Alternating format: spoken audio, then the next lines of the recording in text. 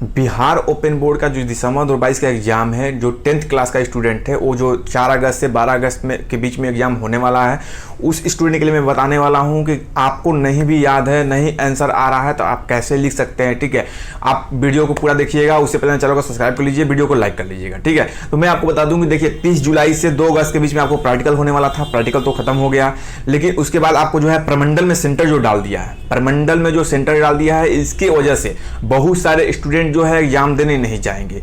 लगभग मान के चलिए 35 या 40% जो है स्टूडेंट है, मेरे अंदाजा से नहीं जाएंगे। ये 4 अगस्त के बाद जो पेपर में निकलेगा, ये जो है एब्सेंट वाले आप देख सकते हैं। ठीक है, 35 से 40% जो बच्चे हैं एग्जाम देने नहीं जाएंगे। कुछ ऐसे स्टूडेंट हैं उसमें अनकंफर्टेबल है एग्जाम देने में। ठीक है, अनकंफर्टेबल मतलब कि नहीं जा पाते हैं, कुछ उनको प्रॉब्लम है। दूसरी बात कि जो हम लोगों को प्रमंडल में सेंटर पड़ा हुआ है अपने डिस्ट्रिक्ट से 100, 150, 200 किलोमीटर जितना भी दूर पड़ा हुआ है, इसकी वजह से बच्चे जो वहां पर रहकर 5 सब्जेक्ट का एग्जाम देना है, किसी का 4, किसी का 3, किसी का 2, किसी का 1। ठीक है, जो भी सब्जेक्ट देना है, किसी का 5 सब्जेक्ट देना है जैसे मान के चलिए, तो उसको 6 या 7 दिन वहां पर रहना पड़ेगा, क्योंकि गैपिंग है एग्जाम के बीच में। ठीक है, इसकी वजह से वो जो है वो नहीं उठा पाएंगे, अफोर्ड नहीं कर पाएंगे जो भी रहने का, खाने का, पीने का। ठीक है, कुछ ऐसे भी स्टूडेंट नहीं जा पा रहे हैं, कुछ ऐसे लड़की हैं जो किसी को साथ में गार्जियन जाना पड़ेगा, उनको डबल खर्च लगेगा, कुछ खर्च की वजह से नहीं जा रहे हैं, कुछ कोई प्रॉब्लम की वजह से नहीं जा रहा है। ठीक है, लगभग 35 से 40% जो लोग हैं नहीं जा पाएंगे प्रमंडल की वजह से। ठीक है, जो दूर पड़ा हुआ अपने डिस्ट्रिक्ट की वजह से नहीं जा पाएंगे। हाँ, 1 दिन या 2 दिन एग्जाम देना होता ना तो स्टूडेंट सब चले जाते हैं, लेकिन जो 6-7 दिन रुकना है वहां पे नहीं जा पाएंगे, बहुत सारे स्टूडेंट हैं। लेकिन जो स्टूडेंट जाएंगे उनके लिए मैं आपको बता दे रहा हूं कि मान लीजिए आपको एग्जाम हो रहा है, आपको नहीं आ रहा है, तो कैसे आप लिख सकते हैं। ठीक है, तो दिसंबर 2022 के 10th के स्टूडेंट के लिए जो बिहार विद्यालय परीक्षा समिति एग्जाम ले रही है, उसके बारे में आपको बता रहा हूँ, ध्यान से सुनिएगा।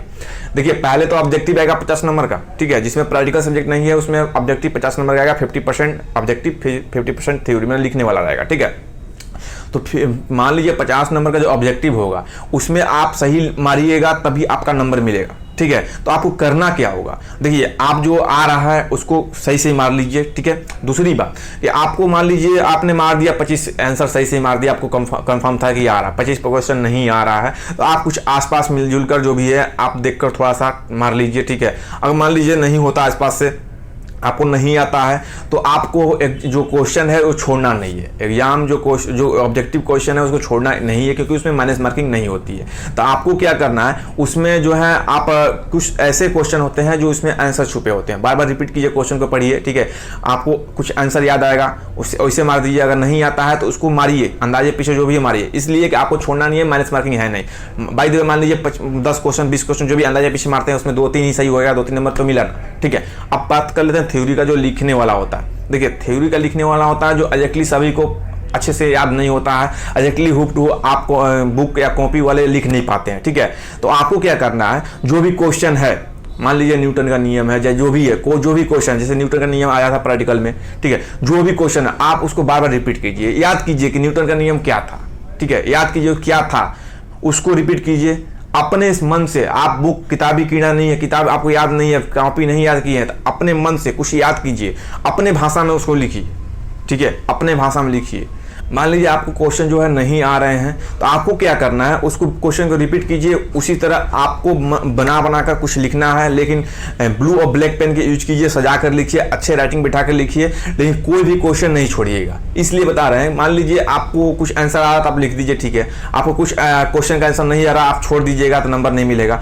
आप कुछ ना कुछ उसमें लिख लीजिए। ठीक है, आप क्वेश्चन नंबर दीजिए ब्लैक पेन से, हेडिंग दीजिए ब्लैक पेन से, उसके बाद लिखना स्टार्ट कीजिए, कुछ ना कुछ लिखिए उसमें। इसलिए नहीं आ रहा तब के बता रहे हैं। ठीक है, आ रहा है तो उसको लिखिए। ठीक है, नहीं आ रहा तो कुछ ना कुछ उसमें लिखिए। ठीक है, मान लीजिए अगर 5 क्वेश्चन छोड़ते हैं, अगर 5 क्वेश्चन लिख देते हैं, अगर 2-2 नंबर भी एक में बैठता है तो 5 नंबर मिला ना।